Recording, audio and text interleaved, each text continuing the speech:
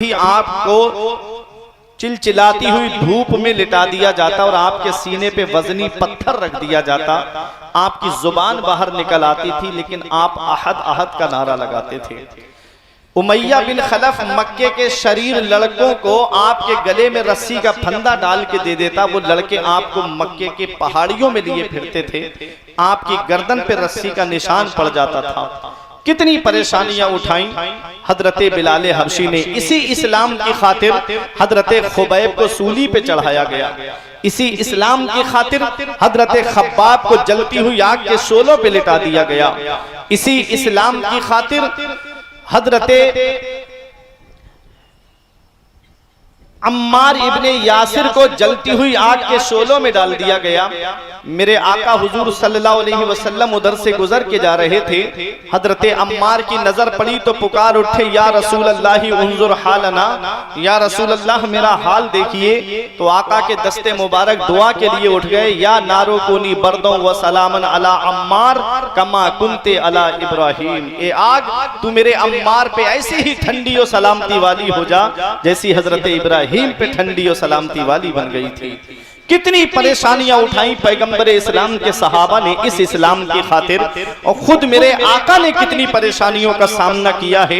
तारीख का वो बाब आपकी निगाहों के सामने रख दिया जाए तो आपकी आंखों में आंसू आ जाएंगे कि जब मेरे आका तबलीग के इरादे से अपने हुजरे से बाहर तशरीफ लाए तो नबी के रास्ते में कांटे बिछा दिए गए, और ऐसे ऐसे नुकीले कांटे, अल्लाह अकबर। मेरे आका हुजूर सल्लल्लाहु ताला अलैहि वसल्लम ने ये नहीं फरमाया, लोगो मैं तुम्हारे रास्ते में फूल बिछा रहा हूं और तुम मेरे रास्ते में कांटे बिछा रहे हो। पैगंबरे इस्लाम ने फरमाया, तुम कितने भी रास्ते में मेरे कांटे बिछाते रहो, मैं तुम्हारे रास्ते में फूल बिछाता रहूंगा। मेरे आका बाहर तशरीफ लाए, एक जालिम ने ऐसा पत्थर का निशाना बांध के मारा कि नबी की मुकद्दस पेशानी पे आकर के लगा। वो नबी की मुकद्दस पेशानी जिसके बारे में मेरा इमाम कहता है, जिसके माथे शफाअत का सेहरा रहा, उस जबीने सआदत पे लाखों सलाम। हुजरा मुबारका में तशरीफ लाए, खून निकल रहा है। हजरते खदीजतुल कुबरा ने देखा, रोने लगी, चादर को पानी में भिगो करके पेशानी मुबारक से खून के असर को दूर किया। आज की कोई औरत होती तो कह देती, आपको क्या पड़ी है पेशानी लहू लुहान कराने की, ये कौम जहन्नम में जाना चाहती है तो जाने दीजिए। वो उम्मुल मोमिनीन है, तमाम मोमिनों की माँ है, उनका एहसान है तमाम मोमिनों पर।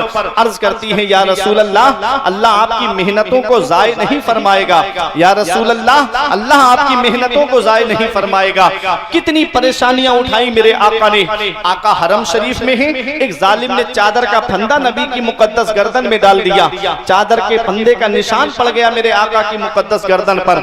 आका नमाज पढ़ रहे हैं हरम शरीफ में, जालिम ने ऊंट की ओजड़ी ला करके नबी की पुश्ते मुबारक पे रख दी। आका ताइफ के मैदान में पहुंचे तो ताइफ के लड़कों ने वहां पत्थरों की बारिश कर दी। आका का जिस्म लहू लुहान हो गया, आपकी नादैन शरीफ खून से भर गई। मेरे आका एक बाग के अंदर तशरीफ ले गए, एक फरिश्ते ने कहा, आका मुझे इजाजत दे दो, मेरी हुकूमत हवाओं पर है, आंधियों पर है, तूफानों पर है। मेरे आका ने फरमाया नहीं। एक फरिश्ते ने कहा, आका मुझे इजाजत दे दो, मेरी हुकूमत बारिश पर है, मेरी हुकूमत समंदरों पे है। मेरे आका हुजूर सल्लल्लाहु अलैहि वसल्लम की बारगाह में हजरत जिब्राइल ने अर्ज किया, आका मुझे इजाजत दे दो, ये ताइफ दो पहाड़ों के बीच में बस्ती आबाद है, पहाड़ मिला देता हूँ, यही पिस के मर जाएंगे। मेरे आका ने फरमाया, लोगों मैं इस दुनिया में कहरो गजब बनकर नहीं आया हूँ, मैं तो रहमतुल लिल आलमीन बन के तशरीफ लाया हूँ, मैं तो सारे जहान के लिए रहमत बन के तशरीफ लाया हूँ। वो हर आलम की रहमत है, किसी आलम में रह जाते, ये उनकी मेहरबानी है कि ये आलम पसंद आया। कितनी परेशानियां उठाई मेरे आका ने इस इस्लाम की खातिर। सन हिजरी 8 में मक्के को फतह किया मेरे आका ने। 10,000 सहाबा का लश्कर लेकर मेरे आका मक्के में दाखिल हुए, तमाम डरे सहमे बैठे हैं। सैफुल्लाह खालिद इब्ने वलीद ने फरमाया, अल यौम यौमुल मलहमा, आज का दिन बदला लेने का दिन है, आज का दिन खूरेजी करने का दिन है। आका फरमाते हैं, ओ सैफुल्लाह खालिद इब्ने वलीद, ये ना कहो अल यौम यौमुल मलहमा, ये कहो अल यौम यौमुल मरहमा, आज का दिन रहम करने का दिन है, आज का दिन तो माफ करने का दिन है। मेरे आका ने फरमाया, तुम मेरे बारे में क्या सोचते हो? सब ने एक जुबान होकर कहा, आप करीम इब्ने करीम हैं, आप सखी इब्ने सखी हैं। मेरे आका फरमाते हैं, आज मैं तुम सबसे वही कहूंगा जो मेरे भाई यूसुफ ने अपने भाइयों से कहा था, ला तसरीबा अलैकुमुल यौम, आज तुमसे कोई बदला नहीं लिया जाएगा, तुम सब के सब आजाद कर दिए गए हो, तुम सब के सब आजाद कर दिए गए हो। आला हजरत की नजर पड़ी बरेली से पुकार के कहते हैं, ये वही हैं जो बख्श देते हैं, ये वही हैं जो बख्श देते हैं। कौन इन जुर्मों पे सजा ना करे और दिल को उनसे खुदा जुदा ना करे, बेकसी लूट ले खुदा ना करे। कितनी परेशानियां उठाई मेरे आका हुजूर सल्लल्लाहु ताला अलैहि वसल्लम के घर में। 2-2 महीने हो जाते थे, चूल्हा नहीं जलता था। कैसा दौर था, अल्लाह अकबर। इस इस्लाम नारे तकबीर, नारे रिसालत, हजरत अल्लामा फुरकान मंजरी साहब कुल्ला, जिक्र इमाम हुसैन। कितनी परेशानियां उठाई मेरे आका ने। उस दौर को देखो, जब हजरत आयशा सिद्दीका से किसी ने पूछा था, अम्मी जान चराग में तेल जलाने के लिए कहां से आता था, तो हजरत आयशा कहती हैं, अगर उस वक्त हमारे घर में तेल होता तो हम चराग में नहीं डालते, उसको पी जाते। वो दौर भी गुजरा है। इससे ये मत समझ लेना कि मेरे आका हुजूर सल्लल्लाहु अलैहि वसल्लम के घर में कुछ था नहीं। अरे आला हजरत फरमाते, मालिक कौनैन है वो पास कुछ रखते नहीं, दो जहां की नेमतें हैं उनके खाली हाथ में, वो खुदा खुदा का यही है डर, नहीं और कोई मफर मकर, जो वहां से हो यही आके हो, जो यहाँ नहीं तो वहां नहीं। मेरे आका ने गरीबी को पसंद फरमाया है। मेरे आका हुजूर सल्लल्लाहु ताला अलैहि वसल्लम के सहाबा ने मशवरा किया कि आका के घर में कई कई दिन तक चूल्हा नहीं जलता है। हमें जान मिली है नबी के सदक़े में, माल मिला है नबी के सदक़े में, औलाद मिली है नबी के सदक़े में, कुरान मिला है नबी के सदक़े में, ईमान मिला है नबी के सदक़े में। चलो आका की बारगाह में तोहफा लेकर चलते हैं, चलो नजराने लेकर चलते हैं। जब मेरे आका की बारगाह में नजराने लेकर आए तो आयत करीमा मेरे आका पे नाजिल होती है, कुल ए मेरे महबूब अपने इन उम्मतियों से कह दो, ला अस्अलुकुम अलैहि अजरा, जो इस्लाम मैंने तुम तक पहुंचाया है, इस्लाम पहुंचाने में जो परेशानियों का मैंने सामना किया है, ला अस्अलुकुम अलैहि अजरा, मुझे उसका बदला नहीं चाहिए, मुझे उसका मुआवजा नहीं चाहिए, मुझे उसकी कीमत नहीं चाहिए, मुझे उसका कोई बदला नहीं चाहिए, इल्लल मवद्दता फिल कुर्बा, तुम मुझे कुछ देना चाहते हो तो मेरे अहले बैत से मोहब्बत करो, मेरे घर वालों से मोहब्बत करो। इस आयत करीमा में तवज्जो के साथ सुनिएगा, मवद्दत का लफ्ज आया है, एक है मोहब्बत और एक है मवद्दत, दोनों में बहुत बड़ा फर्क है। मवद्दत किसे कहते हैं और मोहब्बत किसे कहते हैं, ये उलमाए किराम है, दर्सो तदरीस से जुड़े हुए लोग हैं, इनकी तवज्जो चाहता हूं। मोहब्बत कहते हैं मैलानुल कल्ब फी शैइही औ फी ज़ातिही को, और मवद्दत कहते हैं सैलानुल कल्ब फी शैइही औ फी ज़ातिही। मोहब्बत किसी चीज की तरफ दिल का माइल होना, जब दिल किसी चीज की तरफ माइल होता है या किसी जात की तरफ माइल होता है तब मोहब्बत होती है। और मवद्दत किसे कहते हैं, सैलानुल कल्ब को मवद्दत कहते हैं, जिस दिल का सैलान होना, दिल का बह जाना किसी शय की तरफ या किसी जात की तरफ, उसको मवद्दत कहते हैं। ये एक इल्मी बात है। और सुनो, मैलान के लिए देखना होता है, जब तक आप देखेंगे नहीं आपको मोहब्बत नहीं होगी।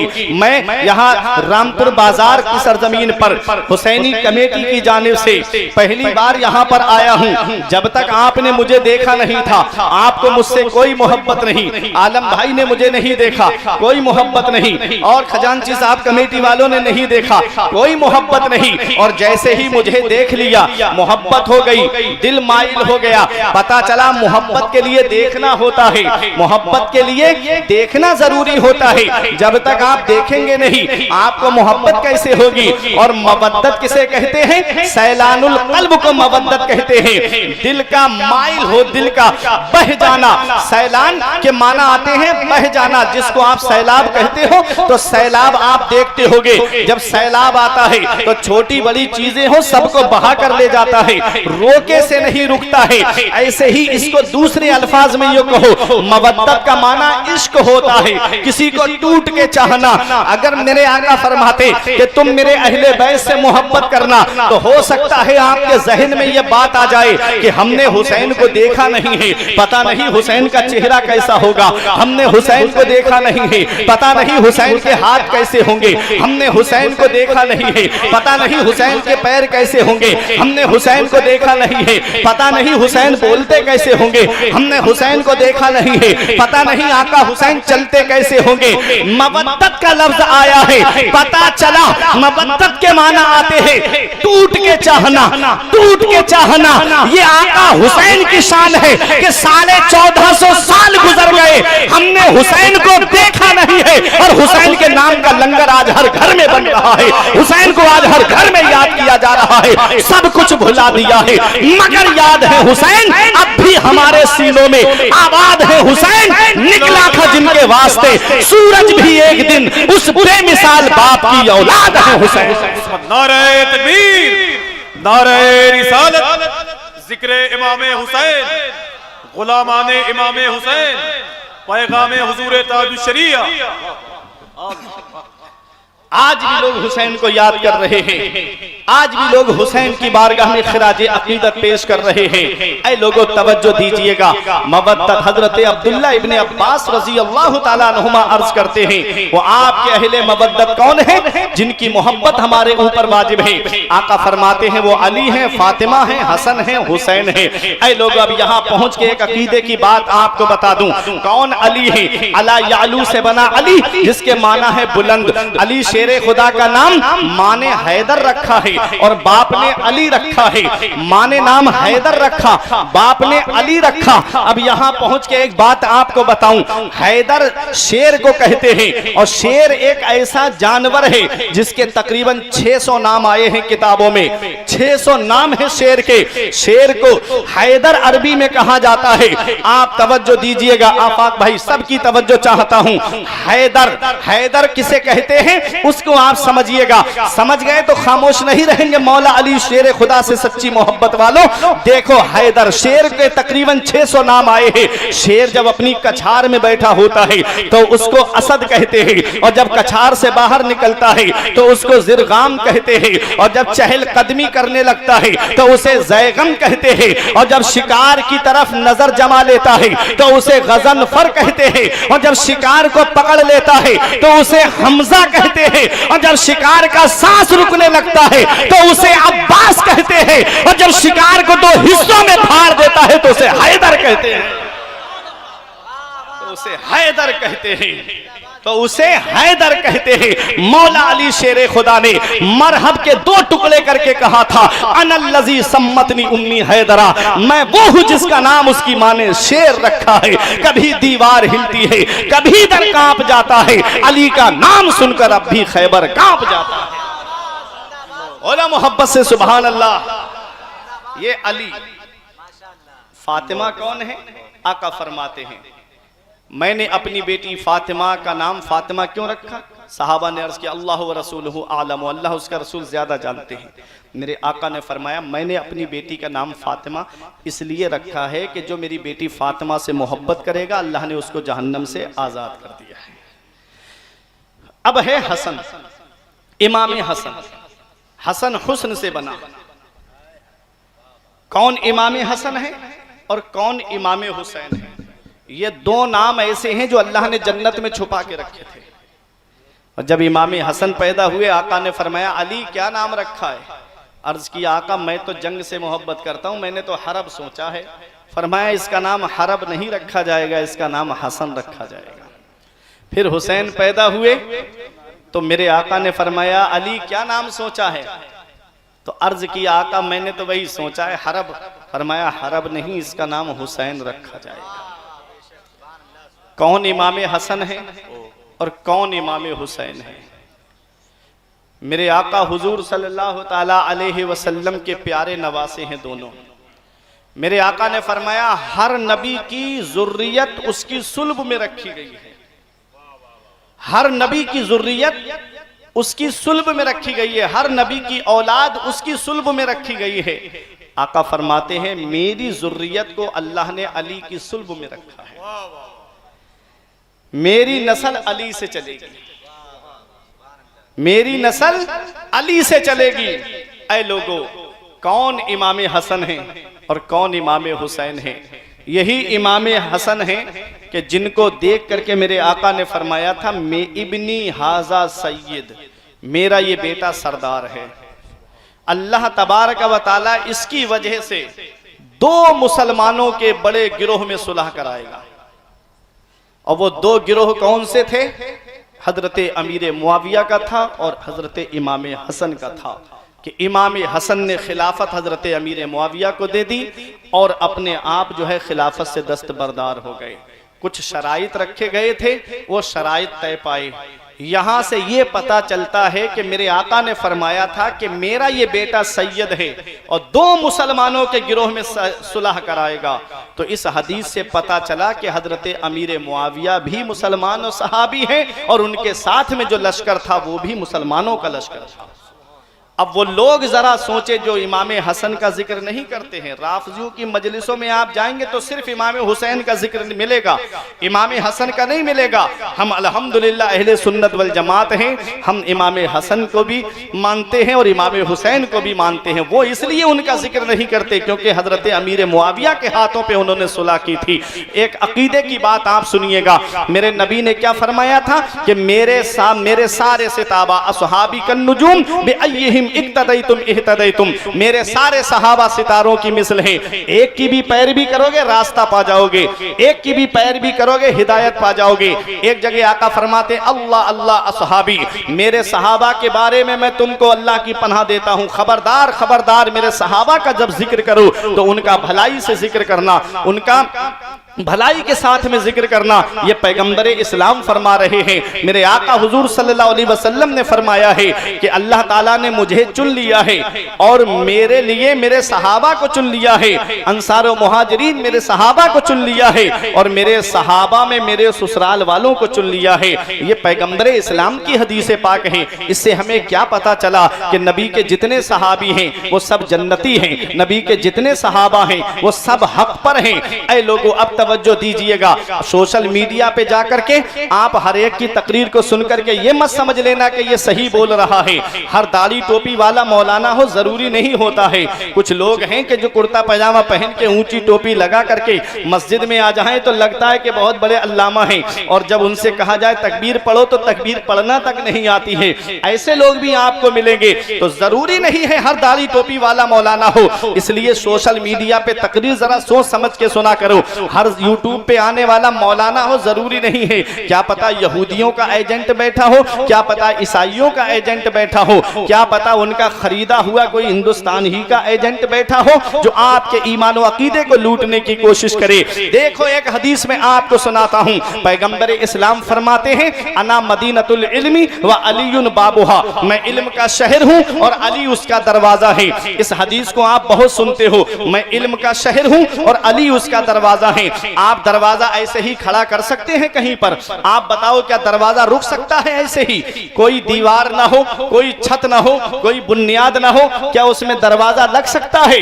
नहीं लगेगा, दरवाजा रुकेगा ही नहीं, गिर जाएगा। अब आप तवज्जो दीजिएगा, पूरा मफहूम क्या है? देखो बगैर बुनियाद के दीवार खड़ी नहीं होती है। जब तक आप बुनियाद नहीं लगाएंगे तब तक दीवार खड़ी नहीं होगी और दीवार लगने के बाद में जब तक आप छत नहीं डालेंगे। समझाने के तौर पे मैं आपको बता दूं, पहले के जो नवाब होते थे, पहले के जो राजा होते थे, वो शहर के चारों तरफ एक दीवार बनवाते थे ताकि हमारा शहर की हिफाजत हो सके, हमारा शहर दुश्मनों से महफूज हो सके। चारों तरफ वो दीवार बनवाते थे और एक दरवाजा सामने लगाते थे आने के लिए, एक दरवाजा पीछे लगाते थे जाने के लिए। ये शहर का दरवाजा होता था। अब मुझे बताओ, मैं आपसे पूछना चाहता हूं, क्या दरवाजा बगैर बुनियाद के लग जाएगा? नहीं लगेगा। तो बुनियाद का होना जरूरी है। अब बुनियाद के ऊपर अब दरवाजा अब भी नहीं लगेगा, अब दीवारों का खड़ा होना जरूरी है। अब दीवारें खड़ी हो गई तो हो सकता है दुश्मन दीवार कूद के आ जाए, इसलिए छत का होना भी जरूरी है। और जब छत लग जाएगी, बुनियाद हो गई, दीवार दीवारें खड़ी हो गई, छत पड़ गई, तो बाद में दरवाजा लगता है कि नहीं लगता है? आदमी पहले ही दरवाजा खड़ा नहीं कर देता जब मकान बनवाता है, बाद में दरवाजा खड़ा करता है, बाद में दरवाजा लगता है। तो अब आप सुनते हुए चलिएगा, मेरे आका फरमाते हैं मैं इल्म का शहर हूं और अली उसका दरवाजा है। एक हदीस में आता है अबू बकरिन असासुहा, अबू बकर उसकी बुनियाद है, उमर इतानुहा, उमर उसकी दीवार है, उस्मानो सक़्फ़ुहा, उस्मान उसकी छत है, अलीयुन बाबुहा, मौला अली उसका दरवाजा, मौला अली उसका दरवाजा है। आला हजरत पुकार उठे, अहले सुन्नत का है बेड़ा, पार असहाबे रसूल, नज्म है और नाव है इतरत रसूलुल्लाह, नज्म है और नाव है इतरत रसूलुल्लाह की। ऐ मेरे अजीजों, अब आप तवज्जो के साथ सुनिएगा, यही इमाम हसन हैं जिन्होंने खिलाफत हजरत अमीर मुआविया को दे दी। इमाम हसन को कई मरतबा जहर दिया गया, तकरीबन 5 मरतबा जहर दिया गया था। और इमाम हसन नबी के रोजे पे आते और कहते या जद्दा, ए मेरे नाना, ए मेरे नाना, देखो आपके उम्मतियों ने मुझको जहर दिया है। मदीने वाले मुस्तफ़ा के रोज़ा मुबारक की खाक को अपने मुंह पे लगाते, शिफा मिल जाती। अल्लामा हसन ने कहा था न हो आराम जिस बीमार को सारे जमाने से, उठा ले जाए थोड़ी खाक उनके आस्ताने से। आखिर में इमाम हसन को जहर दिया गया, हीरे की कनी पीस करके दी गई। इमाम हसन को जब जहर दिया गया तो आपको कै आई, उल्टी आई। इमाम हुसैन वहां मौजूद थे, इमाम हसन को अपनी गोद में ले लिया। भाई को भाई से बड़ी मोहब्बत होती है, भाई को भाई से बड़ा प्यार होता है। इमाम हसन की कै के जरिए जो है जिगर टुकड़े टुकड़े होकर के आ रहा है। इमाम हसन से इमाम हुसैन ने पूछा भाई आपको जहर किसने दिया है? तो इमाम हसन फरमाते हैं भाई जिस पर मेरा शक है अगर वही है तो उसको सजा मेरा रब देगा, और अगर वो नहीं है तो मैं नहीं चाहता कि कोई मुसलमान मेरी वजह से आजमाइश में मुब्तला हो जाए। नाम नहीं बताया इमाम हसन ने। ये बाज के मौर्रिखीन को कहां से पता चल गया कि उनकी बीबी ने जहर दिया था? सोचने वाली बात है, जिनको जहर दिया गया उन्होंने नाम नहीं बताया। ये बाद वाले तारीखें लिखने वाले कहते हैं उनकी बीबी ने उनको जहर दिया था, इमाम हसन ने नाम नहीं बताया था। हजरत ज़ैनब भी आंखों के सामने खड़ी हैं, इमाम हुसैन भी निगाहों के सामने है। अल्लाह अकबर। इमाम हसन का जब विसाल हुआ था आपको शहादत सिर्री का मकाम मिला था, और जब आपका जनाजा चला था तो आपके जनाजे पे तीरों की बारिश की गई थी। हजरत ज़ैनब ने कहा था मेरे भाई को 2 मरतबा कफन दिया गया। अल्लाह अकबर। पूरे जिस्म पर आपके तीर लगे थे, और मरवान जैसा जालिम इमाम हसन के जनाजे को कांधा देते वक्त आप रो रहा था और सिसकियां बांध के रो रहा था। इमाम हुसैन ने कहा पूरी जिंदगी तूने मेरे भाई को सताया और आज उनके जनाजे पे रो रहा है, आंसू बहा रहा है। तो उसने कहा था कि जितना मैंने इमाम हसन को सताया है, अगर मैं वो जितने जुल्म मैंने किए हैं, अगर इतने जुल्म पहाड़ पे कर देता तो पहाड़ अपनी जगह से हट जाता, लेकिन ये नबी की आल है जो अपने कद जर्रा बराबर भी नहीं हिली। अल्लाह अकबर। ये है इमाम हसन के पैगंबर इस्लाम की बारगाह में जब इमाम हसन को इमाम हुसैन को लेकर हजरत फातिमा आई थी और कहा मेरे बाबा मेरे बच्चों को कुछ अता फरमा दे, तो एक पहलुए मुबारक पे इमाम हसन को बिठाया और एक पर इमाम हुसैन को बिठाया, और मेरे आका ने फरमाया हसन को मैं हिल्म बुर्दबारी देता हूँ, हसन को मैं हिल्म बुर्दबारी देता हूँ, और हुसैन को मैं बहादुरी और सखावत देता हूँ। और आप देख लीजिए दोनों नवासों को, इमाम हसन बर्दाश्त करने की बहुत क्षमता थी आपके अंदर, हिल्म बुर्दबारी का पैकर थे इमाम हसन। और इमाम हुसैन को देखिएगा कैसी शुजाअत है मैदान करबला में, कैसी सखावत है मैदान करबला में। बच्चे लुटा दिए इस्लाम की खातिर, अपनी जान दे दी इस्लाम की खातिर। कैसी बहादुरी है इमाम हुसैन की। आज एक हमारे घर में इंतकाल हो जाए पूरे घर के होश उड़ जाते हैं, मगर वह मेरे हुसैन तेरे सब्र को सलाम, वह मेरे हुसैन तेरी इस्तिकामत को सलाम, वह मेरे हुसैन तेरी अजमत व शान को सलाम। अपना घर सबको प्यारा होता है, अपना मुल्क सबको प्यारा होता है, अपना वतन सबको प्यारा होता है, अपना शहर सबको प्यारा होता है, अपना गांव सबको प्यारा होता है। आप सऊदी काम करने के लिए चले जाओ, आपको कोई इंडिया का आदमी मिल जाए और वो इंडिया में में पता नहीं किस कोने का रहने वाला हो, आप गोंडा के रहने वाले हो और वो कहीं राजस्थान इलाके का रहने वाला हो, तो आपके दिल को सुकून मिलता है कि ये मेरे शहर का है, ये मेरे मुल्क का है। अल्लाह अकबर। आप बंबई काम करने चले जाओ और आपको गोंडा का कोई आदमी मिल जाए, इधर का ना हो बलरामपुर के उधर का हो, तो आप सोचिएगा बलरामपुर के करीब गोंडा जिला लगता है, वहां का हो तो आपको सुकून मिलता है कि मेरे शहर का है। अपना शहर सबको प्यारा होता है। इस इस्लाम ने वतन की कुर्बानी मांगी, हुसैन ने वतन छोड़ दिया, और वतन भी कैसा प्यारा वतन, वो वतन जिसके लिए हम पांचों वक्त नमाजों में दुआ करते हैं, दिखा दे या इलाही वो मदीना कैसी बस्ती है जहां पर रात दिन मौला तेरी रहमत बरसती है। वतन भी ऐसा प्यारा वतन कि जिसके बारे में मदीने वाले मुस्तफा फरमाए, जिससे हो सके मदीने में मरे तो वो मदीने ही में मरे, क्योंकि जो मदीने में मरेगा मैं उसकी शफाअत करूंगा। ऐसा प्यारा वतन मदीने की सरजमीन। अल्लाह अकबर। हुसैन छोटा सा काफिला लेकर के अपने नाना के रोजे पे आते हैं, कहते हैं नाना आपका वही बेटा हुसैन आया है जिसे आप चूमा भी करते थे, जिसे आप सूंघा भी करते थे, अपने नवासे का आखिरी सलाम कबूल करो। अपनी माँ फातिमा की तुरबत पे आए, अम्मी आपका वही बेटा हुसैन आया है जिसे बुखार आता था तो तुम मन्नतों के रोजे रखती थी, अपने बेटे का आखिरी सलाम कबूल करो। इमाम हसन की तुरबत पे आए, भाई की तुरबत को सलाम करके चला मेरा हुसैन। छोटा सा काफिला है। अल्लाह अकबर। जैसे ही मदीने शरीफ के बाहर निकले, आंखों में आंसू थे मेरे आका इमाम हुसैन के। आप इन उलमा से पूछिएगा, आपकी बस्ती में भी और इस मजमे में भी कोई ना कोई ऐसा आदमी जरूर होगा कि जिसने हज किया होगा या उम्रा किया होगा। आप सूफी साहिब किबला से पूछिए, इन्होंने गुंबदे खदरा के जलवे देखे हैं। इन उलमा से पूछिए, इन्होंने किताबों में गुंबदे खदरा के जलवों के बारे में पढ़ा है। और आप भी हज या उम्रा करने कोई ना कोई ऐसा होगा जो बस्ती से गया होगा। आप उनका हाथ अपने हाथ में लेकर के पूछिए, सूफी साहिब किबला से आप पूछिए, ये आपको बताएंगे कि जब तक हाजी मक्के में रहता है घर वालों की भी याद आती है, प्रॉपर्टी की भी याद आती है, और जैसे ही मदीने शरीफ में आता है एक बार गुंबदे खजरा पे नजर पड़ती है, आंखों से आंसुओं का सैलाब जारी हो जाता है। ये वही रोजा है जिसके लिए मैं पांचों वक्त नमाजों में दुआ करता था, दिखा दे या इलाही वो मदीना कैसी बस्ती है जहां पर रात दिन मौला तेरी रहमत बरसती है।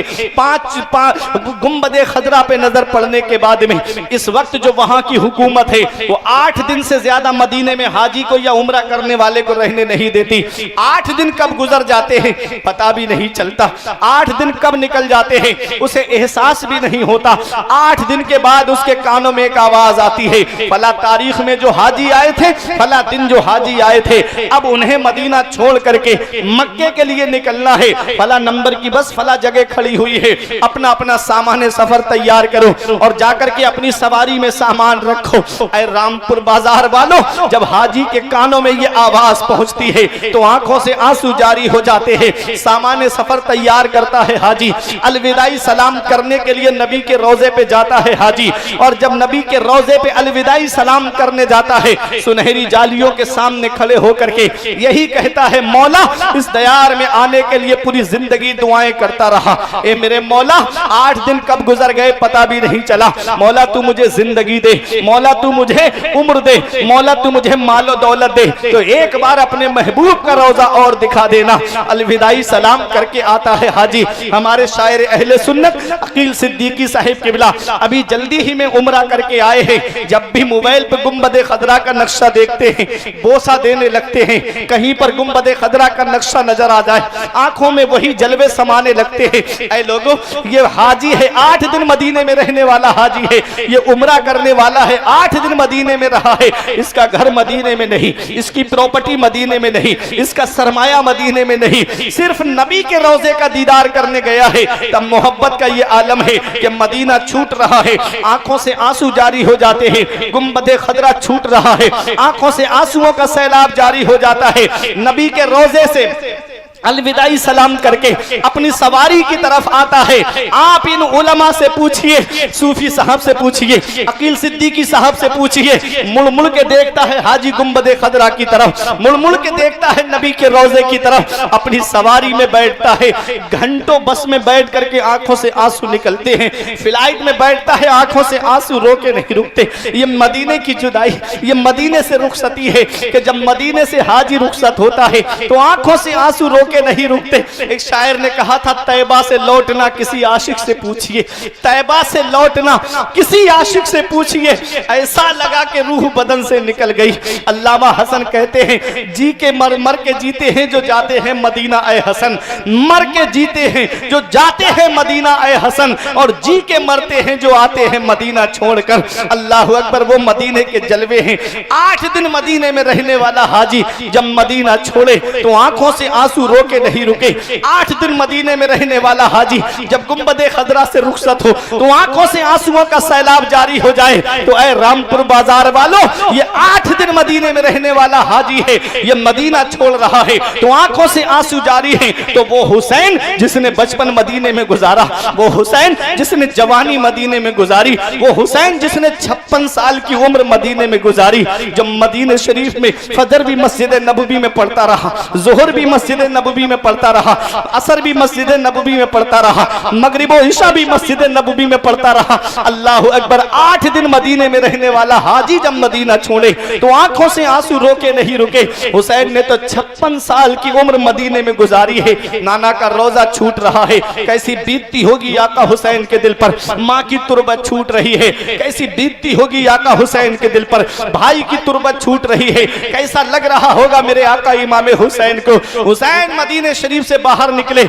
मुड़ मुड़ के देख रहे थे नाना के रोजे की तरफ। हजरत ज़ैनब ने कहा, भाई क्या देख रहे हो? तो मेरे हुसैन फरमाते हैं, ऐ मेरी बहन ज़ैनब, जिसे दुनिया में कहीं चैन नहीं मिलता, जिसे दुनिया में कहीं सुकून नहीं मिलता, जिसे दुनिया में कहीं आराम नहीं मिलता, जिसे दुनिया में कहीं राहत नहीं मिलती, उसे चैन हमारे नाना के मदीने में मिलता है, उसे सुकून हमारे नाना के मदीने में मिलता है, उसे आराम हमारे नाना के मदीने में मिलता है। आज वही मदीना हुसैन से छूट रहा है, वो मदीना जिसके बारे में आला हजरत कहते हैं, तैबा में मर के ठंडे चले जाऊं आंखें बंद, सीधी सड़क ये शहर शफाअत नगर की है। वो मदीना हुसैन से छूट रहा है जिसके बारे में मुफ्ती आजम कहते हैं, पयाम लेके जो आई सबा मदीने से, मरीजे इश्क की लाई दवा मदीने से, तमाम शाहो गदा पल रहे हैं जिस दर से, मिली जहान को रोजी सदा मदीने से। वो मदीना हुसैन से छूट रहा है जिसके बारे में अल्लामा हसन ने कहा था, अजब रंग पर है बहारे मदीना, कि सब जन्नतें हैं निसारे मदीना,